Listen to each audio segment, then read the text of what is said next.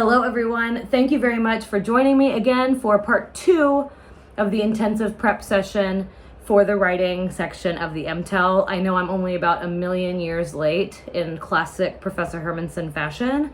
Been very busy getting ready for the beginning of a new semester.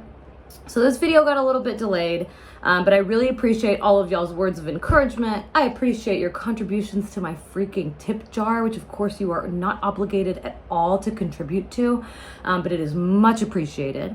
And thank you for all the encouraging comments, for all your emails. I try to answer those emails as much and as quickly as I can, but there are not a lot of resources for this test. So as you can imagine, I get lots and lots and lots of correspondence. But I hope that these videos that I've made will be valuable contributions to your library of prep materials. So a little bit of information about me for those of y'all who are new. You can also, of course, go back to my other videos, the first version of this one, to get more information about me, but I'll just get you up to speed really quickly. My name is Professor Hermansen. I am an assistant professor in the English department at Westfield State University in Westfield, out here in beautiful Western Mass. And I teach courses for our English education program, and I have been helping to prepare students for the MTEL for the 5 years that I've been at Westfield State. So those are my qualifications. And just as a quick reminder, the MTEL has 2 tests that are required of everyone who is seeking teacher licensure in the Commonwealth of Massachusetts, the Common Literacy or Communication and Literacy exams. There are 2 subtests, of course, the reading and writing. I have lots of information in my other videos about sort of the ins and outs of how this test works. But for now, I'm covering the second part of the writing subtest.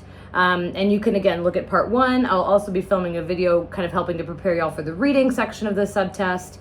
And if you have any questions, as always, you can send me an email at ProfHermansen, ProfHermansen, same as my YouTube username, at gmail.com. Again, thank you for your patience. In addition to my students, I get so many questions from people from across the state asking for more information about this test, and I'm so happy to help y'all because there are so few resources for this freaking test. So I understand the pickle that y'all are in. So yes, please do be patient with me as I sort through some of those responses. Okay, so starting where we left off, about halfway through this wondrous wonderland, the last section that we looked at were really questions that appear on the multiple choice section of the exam that are about sort of bigger picture issues within writing.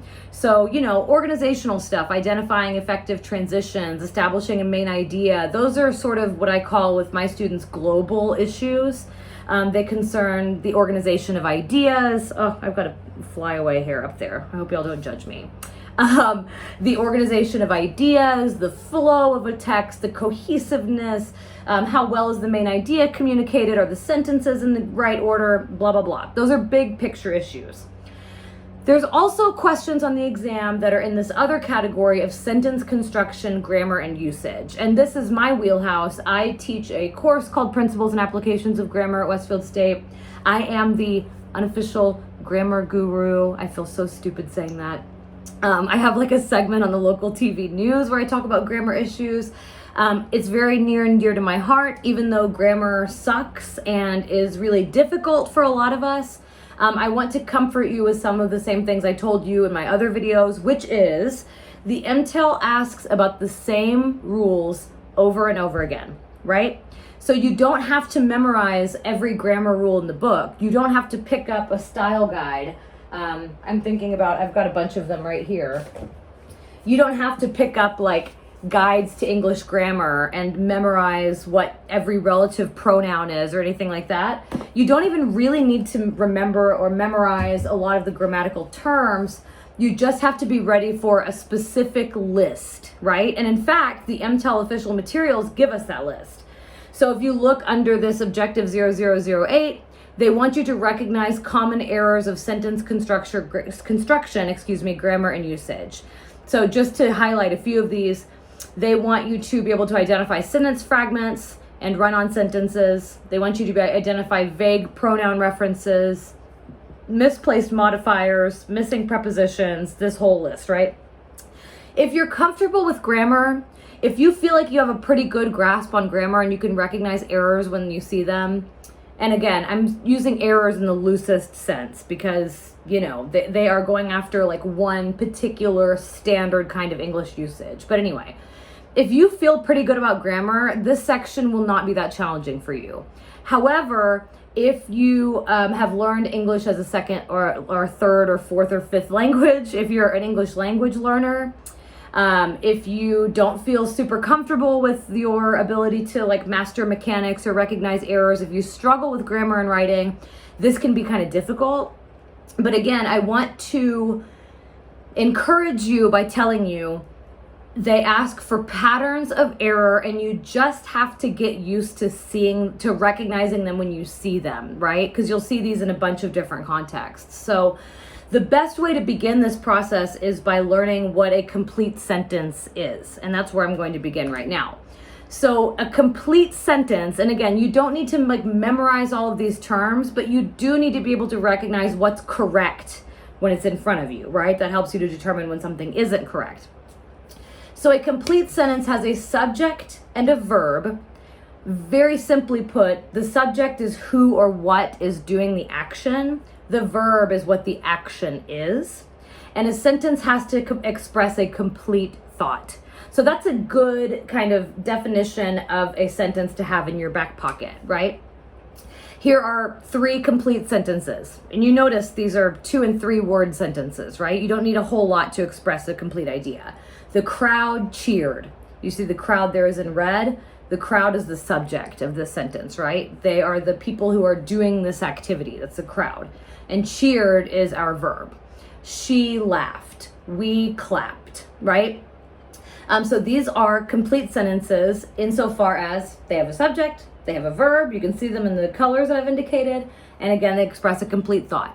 I don't need any more information in order to understand what happened in any of these sentences, right?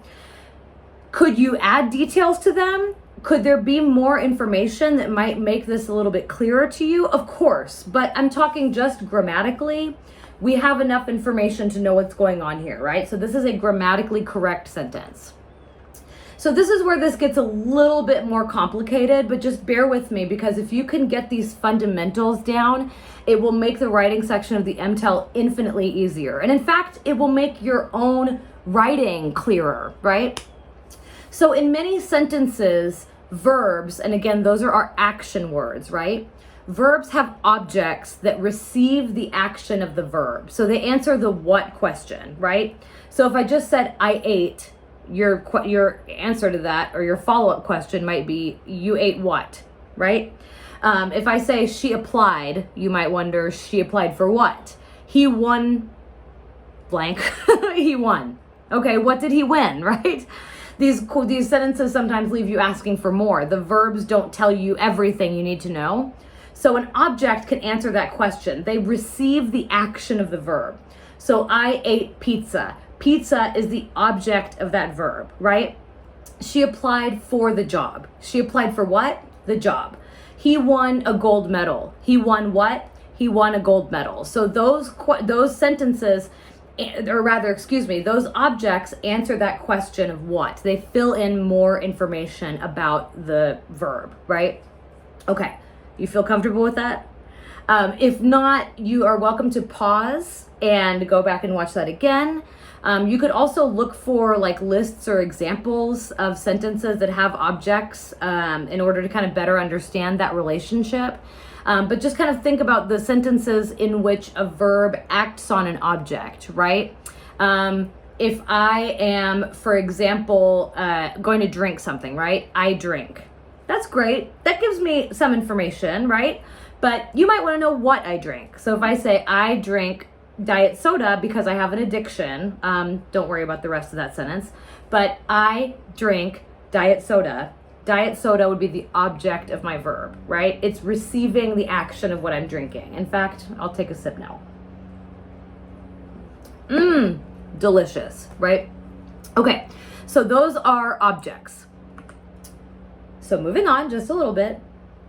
Another thing that you need to know about a sentence is that they are made up of clauses, right? And don't worry, we are going to get to actual questions once we review this stuff, right? This will really come in handy for you if you can understand these concepts. So clauses are groups of words that contain a subject and a verb. You might be confused. You might be like, Professor Hermansen, we just talked about this. I thought you said a sentence contained a subject and a verb. You're right. But remember, there's one more component to a sentence. It expressed a complete thought, right? It could stand on its own. So if you have that with a clause, that means that it is independent.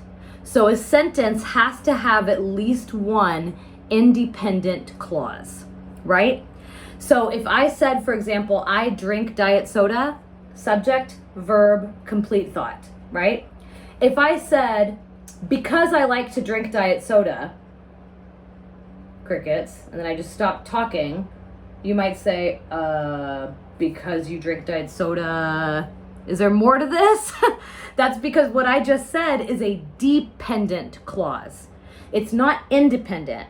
It can't stand alone without having other information to help it express a complete thought, right? So dependent clauses do have subjects and verbs, right? But they can't stand alone because they don't express a complete thought. They depend on other information to express a complete thought, right? So look at these dependent clauses. While the water boils. While the water boils, what? What should I be doing? Should I be chopping vegetables? Should I preheat the oven? What do I need to do? I don't have enough information, right? There's a verb there, boils. There's a subject as well, the water. But we don't have a complete thought there, right? It's dependent on something else. We need more information. Or what about this next one? Although she considers him a friend, okay, we also have an object in that instance. She considers him a friend. Although she considers him a friend, what? She doesn't want to go to the party with him. She hasn't met his parents. I don't know what's coming next. So these cannot stand alone. They are dependent clauses. They do not express complete thoughts, right? And we're going to get to some really interesting information about these here in a minute, here for just a minute, but let's move on. So those are dependent clauses. So a sentence then has to be at least one independent clause, right? So a complex sentence is complex, we might say. A complex sentence is one that has a dependent clause and an independent clause, at least one of each, right? While the water boils, cut the potatoes into cubes. That has a dependent clause, right? While the water boils. But it also has an independent clause. If I just took the second part of this sentence, cut the potatoes into cubes, and put a period after it and capitalize the C, I would have a complete sentence. I would have an independent clause, right? It could stand alone. It doesn't need that dependent clause. It is just fine on its own. Thank you very much. But it is joined to that dependent clause. So it's a complex sentence, right? This is all going to make sense soon. You can also join more than one independent clause, right? The ones that don't need anybody else to make sense. You can put those together. And if you do that, you make a compound sentence, right? Compound just means more than one thing put together to make one unit, right? So if I said, for example, I love the Marvel Cinematic Universe, period. That's an independent clause. I can't wait to watch Loki. It's so funny. I made this slideshow like 100 years ago and I still haven't watched Loki. Anyway, I can't wait to watch Loki. So those are independent clauses. But if I wanted to, if it would help me to express an idea or just kind of be clearer to my audience or my reader, I could join those together, right? And you have a few different options for how you could do this. So on your own right now, you can think about how you might bring those two independent clauses together to make one sentence, right? So think about how you might do that.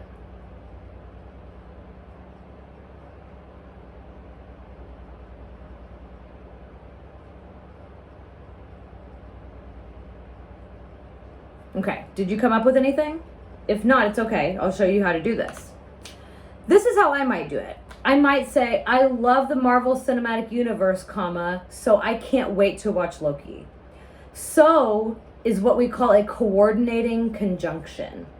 So you know what coordinating means, right? If you have an outfit that coordinates, it just means it goes together, right? Or maybe you have a twin and you're wearing coordinating outfits. You work together, right? That's what that co prefix means. Conjunction means brought together, right?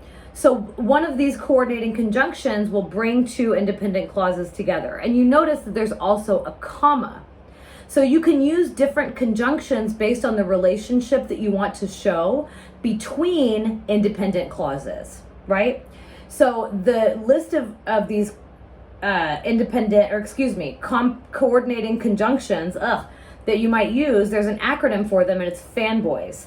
For, and, nor, but, or, yet, so. And depending on which one of those you use, you can show a different relationship between these independent clauses, right? So you can kind of make this sentence not make sense if you use the wrong one, right? If I said, I love the Marvel Cinematic Universe, but I can't wait to watch Loki, that wouldn't really make any sense, right? Because Loki is part of the Marvel Cinematic Universe. If you're not a fan of the Marvel Cinematic Universe, let's try something else. If I said, I love, let me see, I'm trying to think of a good one. Right. I love lions, but I don't want to see them at the zoo today. Right? Well, I don't know. I guess some of these would logically make sense, but it's not so much that it doesn't make sense, it's that it changes the whole meaning of the sentence, right? If I said, I'm very good friends with him, but I don't want to go to the party. That has a very different meaning than I'm very good friends with him and I don't want to go to the party, right? So I'm showing different relationships between these independent clauses, right?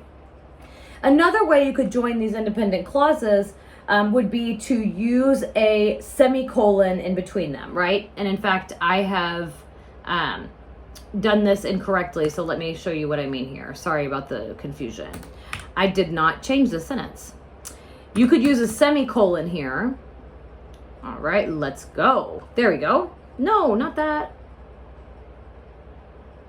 Sorry, professor struggles with PowerPoint. It's the tale's oldest time. You see this little guy in here? That's a semicolon, right? What a semicolon does, as far as the MTEL is concerned, is it connects two independent clauses, right? If you use a semicolon, or if you see one on the MTEL, it has to have an independent clause on both sides of it, right? So you can't have a dependent clause on one side of a semicolon. There have to be two independent sentences, right? Or two independent clauses. So a way to check for this is try replacing the semicolon with a period. Do you have two complete sentences on either side of that period? Do you have a subject and a verb, and do you have a complete thought? If not, then you have a dependent clause on one side of it and you need to use something else, right? Okay, bear with me. A compound complex sentence is one that has one independent clause and at least one dependent clause. More than one independent clause and at least one dependent, right? So you remember that we need more than one independent clause to make a compound sentence. So to make it complex, we just have to tack on a dependent clause. Don't worry, by the way, the MTEL is not going to ask you for these terms, but you need to be able to recognize these rules in action. So this is a compound complex sentence. Before I cut the potato into cubes, I began boiling water, semicolon. I had already chopped the broccoli, period. Okay.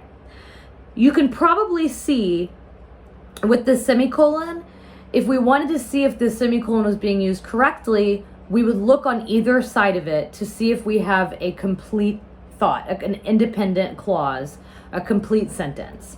It turns out here we do. Replace it with a period in your mind, right? What happens if you replace that semicolon with a period? Before I cut the potato into cubes, I began boiling water, period. That sounds good to me. That is a complex sentence, right? It has a dependent clause, which is before I cut the potatoes, because that can't stand alone.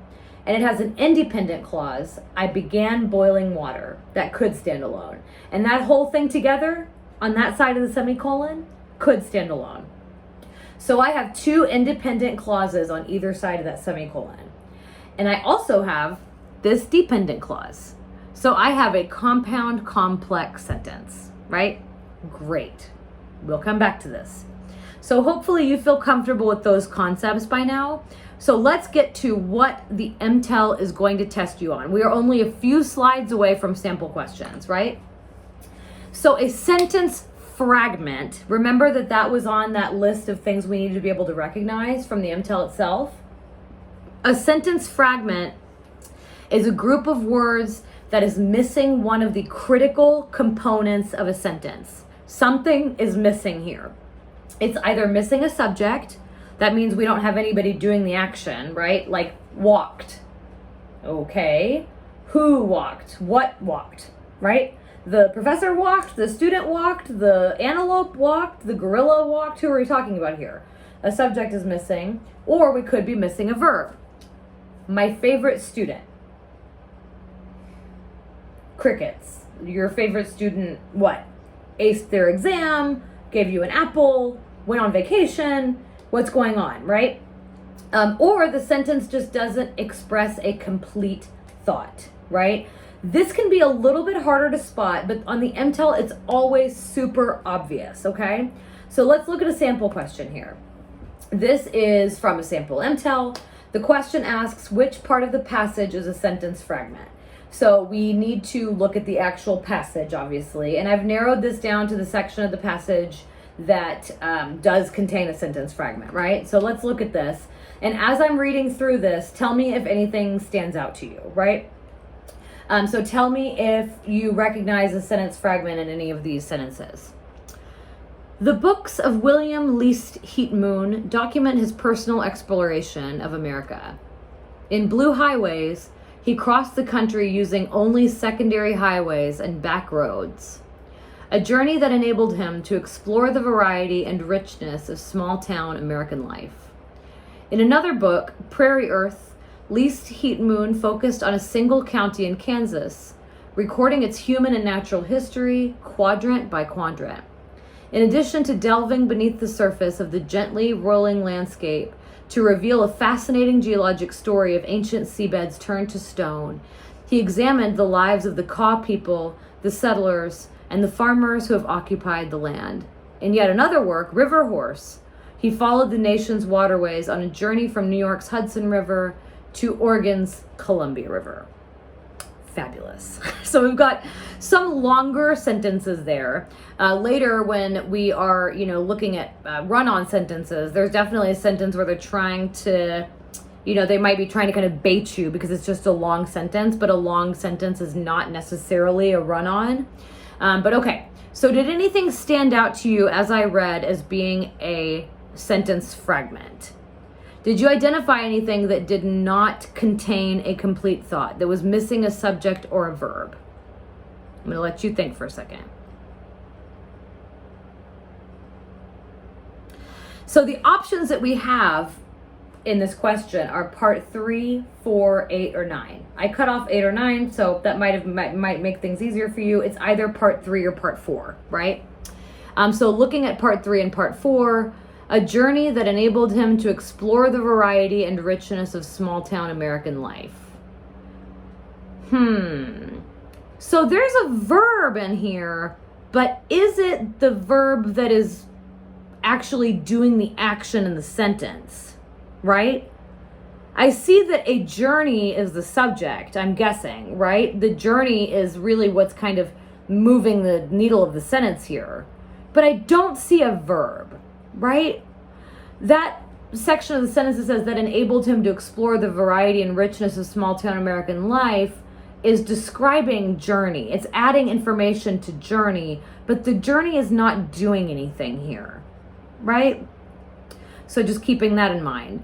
4 is in another book, Prairie Earth, Least Heat Moon focused on a single county in Kansas, recording its human and natural history quadrant by quadrant.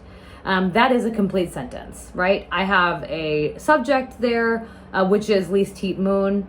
And I have a verb which is focused, and the rest of the sentence looks fine to me. It communicates the complete thought. So what I'm thinking here is that third part, a journey that enabled him to explore the variety and richness of small town American life, is not a complete sentence. It is a fragment. So the answer here is A. Imagine this in another context, right? If I said, Joey, the child who was the tallest in the class,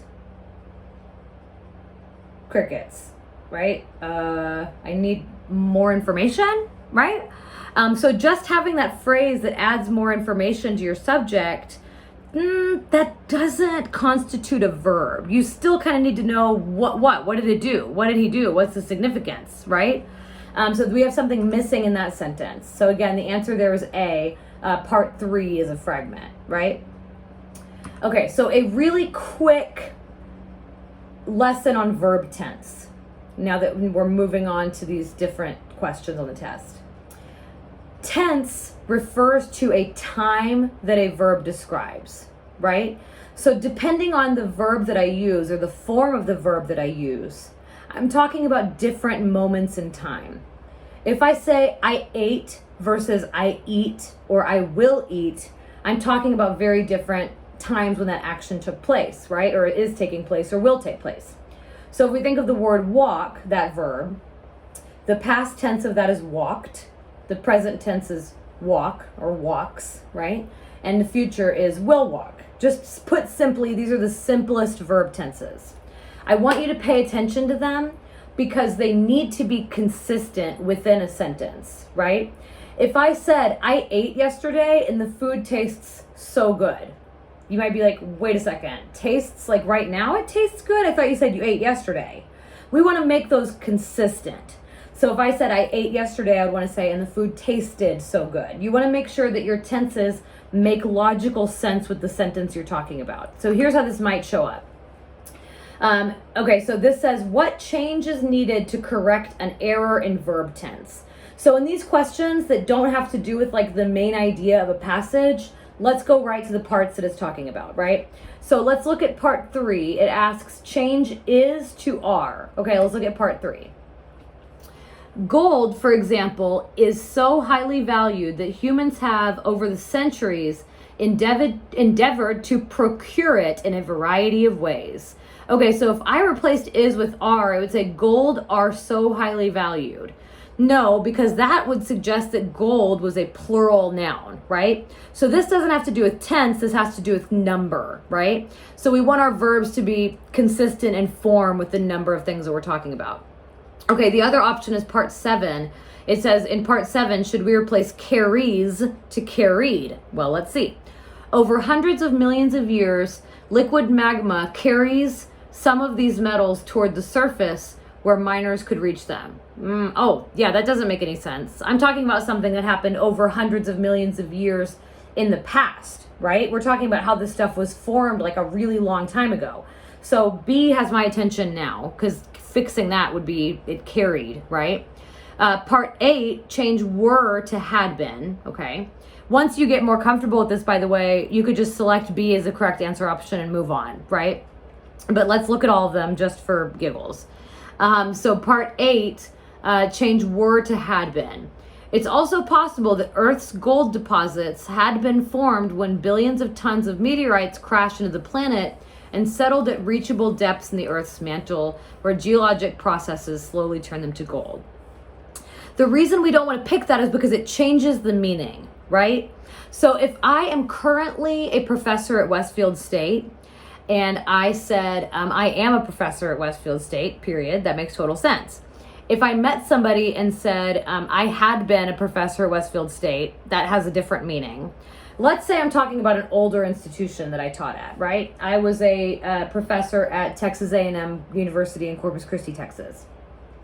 If I say I was a professor at A&M Corpus, that's in the simple past tense, right? If I say I had been a professor, that suggests that I'm talking about something that was happening when something else occurred, right? I had been a professor for 3 months, before I had my first student from China.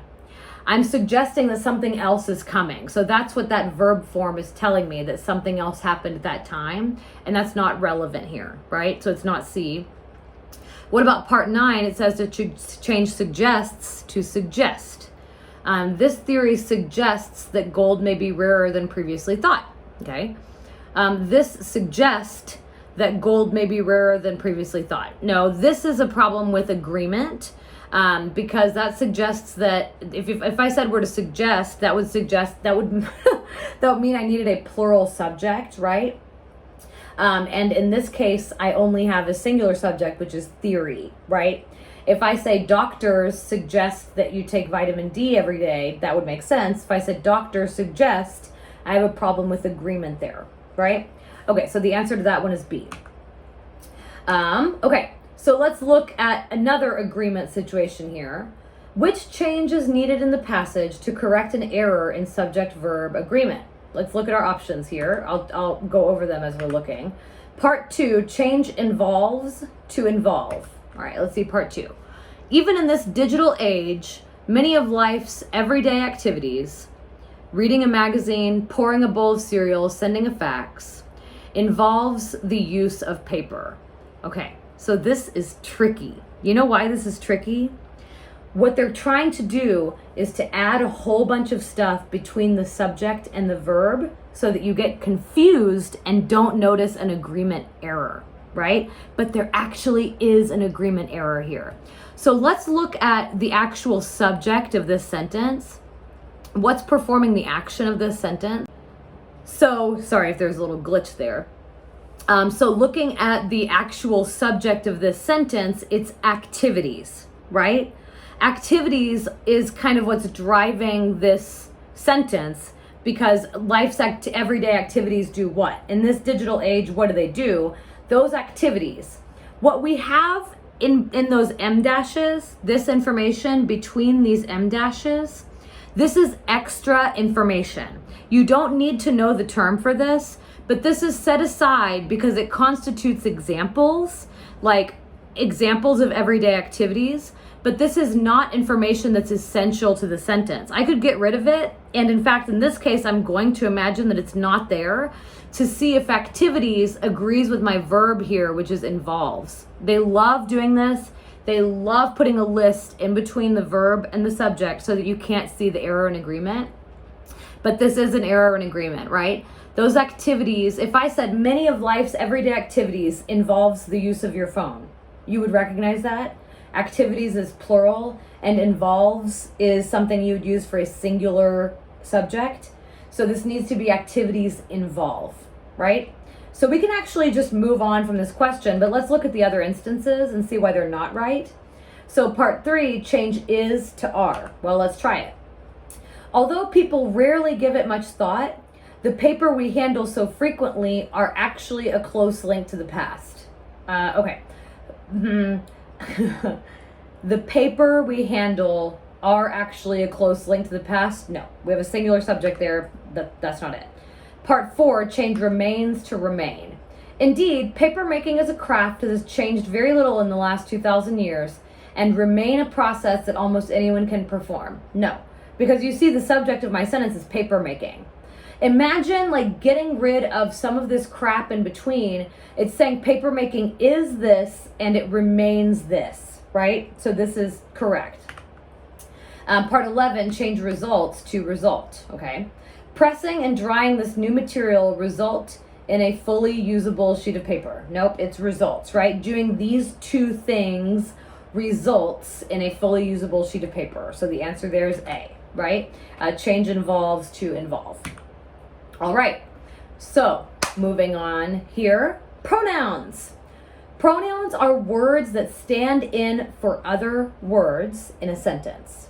The reason that we use them is to cut down on repetition and to make it clear who we're referring to. This is what a world without pronouns would look like, and it is a hellish world indeed. Winston decided not to go to the party because Winston was feeling tired after Winston had such a long day at Winston's workplace. That is why we need pronouns, because they cut down on repetition so that I don't have to say Winston's name over and over again. I can use a pronoun to stand in for it. I can say Winston decided not to go to the party because he was feeling tired after he had such a long day at his workplace. Much easier, right? So the thing is, pronouns have to agree with the noun that they stand in for, right? That is, they have to agree with their antecedent. That ante, if you've played poker, you know that you put down an ante before anything else can happen, right? Ante means before. If you ever hear anybody talk about the antebellum period, that means before the Civil War, right? Ante means before, so it's talking about the thing that comes before it. Does it agree with that thing that comes before it that it's replacing, right? So if I said, my pet snails are so happy when they get fresh lettuce. They is the pronoun standing in for pet snails.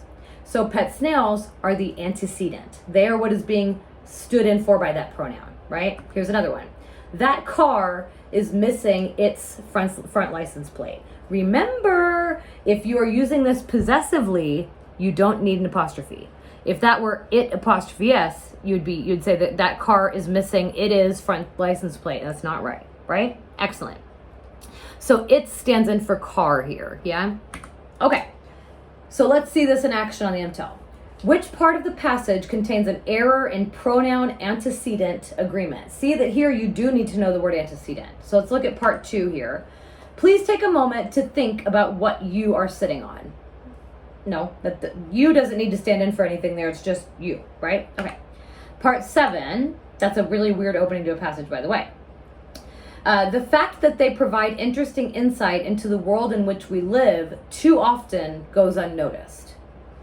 No, so far it looks okay, right? This is talking about chairs, and if there is an antecedent error, it's going to be a lot clearer than that. I'll show you what I mean, right? What about part 10? Those privileged enough to sit in chairs had them made from ebony, ivory, I've been teaching for too long, or gilded wood and draped in expensive materials. Okay, so I see that we have them, that's a pronoun, but it's talking about those privileged enough to sit in chairs. And so chairs is what them is standing in for, and those agree, right? So that's not the problem. Okay, what about the other option, part 11? Later, when chairs finally became accessible to the general public, its design evolved rapidly to reflect the fashions of the day. Uh-oh. Did that sound funny just reading it? When chairs finally became available to the general public, its design evolved rapidly. Its stands in for chairs there, right? That's what we're talking about. They evolved rapidly. And chairs is a plural noun, so it does not agree with its. What it needs to say is later when chairs became accessible to the general public, their design evolved rapidly to reflect the fashions of the day, right? So that's where we have a pronoun error. It's answer D. Make sense? Okay, moving right along. Take a break if you need to. Stretch, drink some water, sing a song, all that stuff. You can pause. I'll be here when you get back. Dangling modifiers. Modifiers are groups of words that add information to a noun, right? So they modify information. This is a very simple kind of iteration of what we're talking about here. So imagine here if I said covered in delicious greasy pepperoni, Ricky couldn't wait to eat the pizza. Okay. I'm cringing because this is a dangling modifier. By dangling, I mean that modifier that here is in a different kind of colored font, covered in delicious greasy pepperoni. What word in the sentence is being modified by that? What word in the sentence is that describing? Look at it and tell me what you think. Look at that sentence. What word is that dependent clause describing? It's pizza, right? We assume. The problem is the way this sentence is written, it looks like Ricky is covered in delicious greasy pepperoni, because in English, according to standard rules of English grammar, modifiers need to be right next to the word they're modifying. So if you have a modifier that has a comma after this, look for these, especially when you see one that like begins a sentence.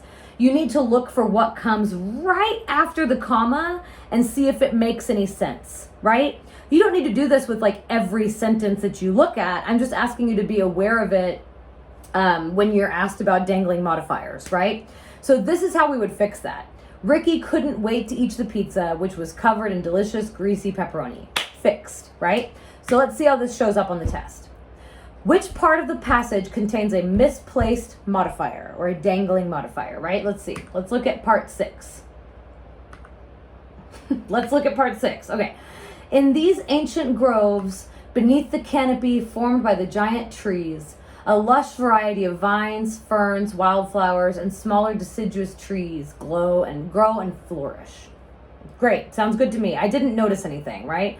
In these ancient groves, there's a modifier, beneath the canopy formed by the trees, okay, a lush variety grows and flourishes. That sounds great, right? We don't have a misplaced modifier there. Sounds good. Let's look at part 7. Extending from northern California into southernmost Oregon, one can find these woodlands in a limited geographic area that tree experts call the coastal fog belt. We have a modifier there, right? Remember I told you to look out for them when they're at the beginning of sentences? Extending from northern California into southernmost Oregon. Okay, what extends there? I think it's the geographic area, right? That's what extends along this area. The way the sentence is set up, it makes it look like one, like a person, extends from northern California to southernmost Oregon. So that's our misplaced modifier, right? We can move on because we can. And again, this is what will happen once you learn to recognize these in context, is you can answer them and move on pretty quickly. I am so confident that that is a misplaced modifier. The answer is B, that I can move on from this and not waste my time with parts 8 and 9, right? So the key to these is when you have a modifier or a dependent clause at the beginning of a sentence, and what comes immediately after it is not what is actually being described, then you have a misplaced modifier, right? If I say, I'm trying to think of a good example of this. Drooling and wagging its tail, I prepared food for the dogs, right? The way that sentence is set up, it sounds like I am drooling and wagging my tail, which I only do very, very rarely, right? Not all the time. Okay. Let's look at another example of this, or another type of question that might come up, which is incorrect or missing prepositions. So I pulled this from the short answer section. So that's the section that asks you to correct mistakes, or, if you see like a confusing style choice. So this is not a multiple choice question. But let me describe to you what a preposition is. A preposition is a little word, usually like in, to, on. These words that tell you where something is in relation to something else, right? I put my can of soda on the table, right? It tells you where I placed it. On is the preposition there. I just have to have more. I put my clothes in the drawer. In is a preposition, right? I threw the football over the fence. I'm telling you the relationship between these words in relation to the fence, right? So this is an example again from the short answer section. Susan shopped for clothes in Michigan Avenue and then demonstrated her new outfit to all of us. Do you see the word in there that doesn't sound quite right? It's a little word. It's in, right? And that can kind of clang against your ear if it's not the right one. In English, we usually would say, Susan shopped for clothes on Michigan Avenue and then showed her new outfit to all of us, right? These can be particularly tricky for English language learners, people for whom English is not your first language, or people who are learning English, just because prepositions are really difficult to memorize. And if you've learned another language, these can be really, really confusing, okay? Another thing that it will ask you to identify is the incorrect use of relative pronouns. So I'm not including an example here, but I just want you to be used to seeing this. I actually haven't seen this on an MTEL, but that and which are words that refer to things, and who refers to people. Relative pronouns, we talked about what a pronoun is. Relative just means that it is identifying like a particular item that belongs in a category. So if I said, for example, Nicole is the twin sister that loves the Red Sox, Nicole is a person, not a thing. So I would want to say Nicole is the twin sister who loves the Red Sox, right? That would make more sense. Okay. Another thing that might show up on the MTEL that I did not include an example of because I couldn't find one, but definitely these have been known to appear on standardized tests, so these are good things to remember. Homonyms are words that sound the same but mean different things. And they get confusing because they're spelled differently, or they can be, right? So a homonym is a commonly confused one is the there deal, right? So you just kind of have to memorize these. The easy place to start, kind of like the it's thing, they apostrophe RE is always short for they are. So if you ever see an apostrophe there, say it out loud, they are, right? Their, THEIR, is possessive. It means belonging to them, right? And THERE, a lot of students remember this because of the here that's in it. It refers to a place, right? So if I say, they're coming with us, and I have it spelled like this, they are coming with us. Sounds good, right? You just want to say it out loud. If I have any other form of that, then it's not correct, right?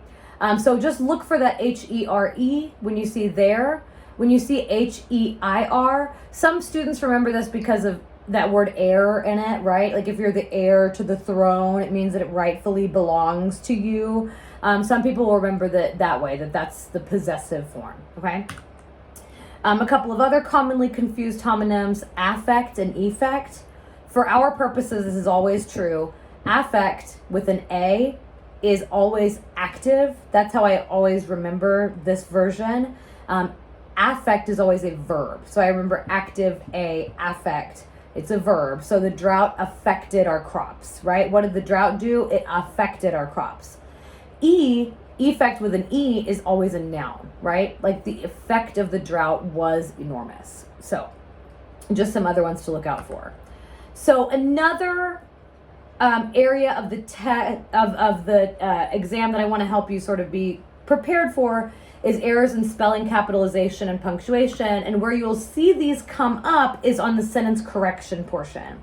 So there are sentence correction items on the exam. Looking back here, I'm just going to go back to sort of the quantity of things on the test.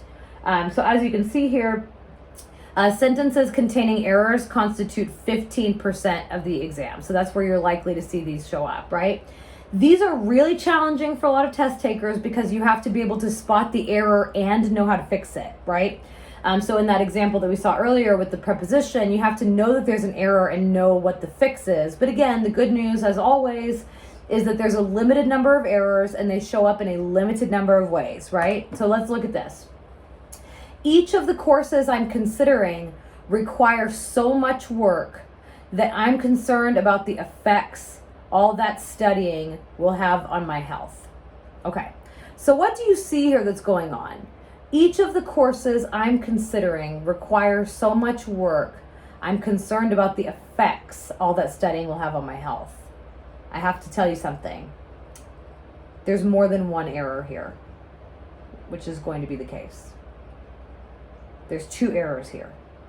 Take a look at this and see if any stand out. Remember the homonyms that I talked to you about? The affect is always a verb. Can you spot one already? If you're concerned about the effects of something, then you mean the effects with an E, because you need a noun there, right? It's the thing that you're worried about. So that's one. The other one is a little harder to spot. It is a subject-verb agreement error, right? Remember, I told you they will put a lot of distance between the subject and the verb to confuse you. So each here is a singular noun, right? And you have these other words in this prepositional phrase that add more information to the noun. But ultimately what comes down to here is the noun each and the verb require. And that is a disagreement, right? Those words don't agree. This needs to say each of the courses I'm considering requires so much work that I'm concerned about the effects all that studying will have on my health. So that would be correcting both of those errors, okay? Again, you just have to get used to seeing these. And the more you get used to these rules and the more you see them in the context of multiple choice, the more easily you'll be able to spot them and correct them.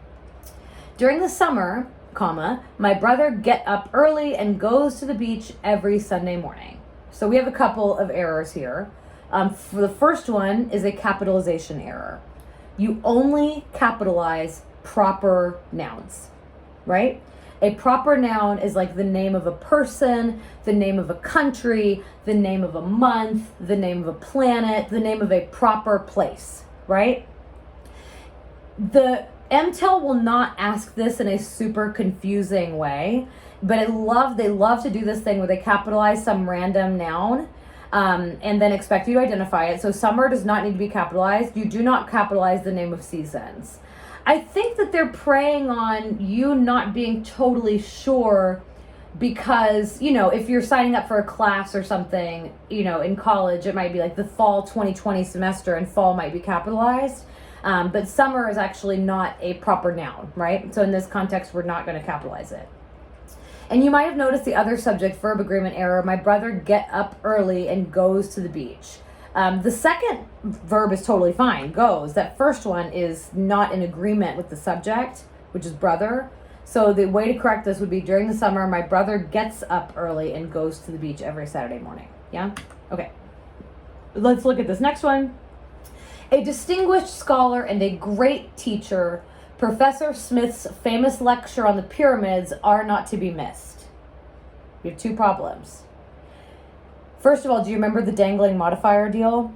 This is going to require you to look a little bit more deeply at what the subject is.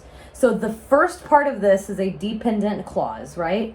That's up to this comma. But Professor Smith's famous lecture on the pyramids are not to be missed. The verb is wrong, right? It should be on the lecture is not to be missed. But speaking of that, actually, that's our subject verb agreement. The subject of this independent clause is lecture. It's not Professor Smith, it's the lecture. But do you see the way that this sentence is set up? It could look like Professor Smith is what's being modified by that modifier, right? So that's a dangling modifier. It needs to be right next to the thing that it is describing. I think I might have just explained that in a really screwed up way. Let me fix what I just said. Professor Smith is the distinguished scholar and the great teacher, right? And Professor Smith is right next to that modifier. But the problem is that Professor Smith is not actually the subject that's being modified by that dependent clause. It's lecture. So we would need to revise this so you say something like this. A distinguished scholar and a great teacher, Professor Smith gives lectures on the pyramids that are not to be missed. So now do you see there's no confusion about what's being modified? It's Professor Smith, not lectures, right? Okay, so let us then take a break from this because the next video that I'm going to make, I want it to be exclusively focused on the open response questions. These are questions that require you, first of all, to write a summary in which you will be given a very boring topic that's about 4 or 5 paragraphs long, and you will be expected to write a summary of it, right? So I will be talking to y'all about this in more detail in the next video. There will not be as nearly long of a gap as there was this time. I know I always say that, but just take my word for it. So yes, if y'all have any questions, please send me an email, ProfHermansen@gmail.com. I promise I will get to it as soon as I can. And yes, thank y'all very much for your support. If there are any specific things that you'd like me to address in future videos, why don't you leave a comment below and let me know. And please do also see the links below for access to a Google Drive folder full of resources that I have set up and my Grammar Guru segments and a link to my little tip jar. All right, thank you guys very much. I'll see you next time.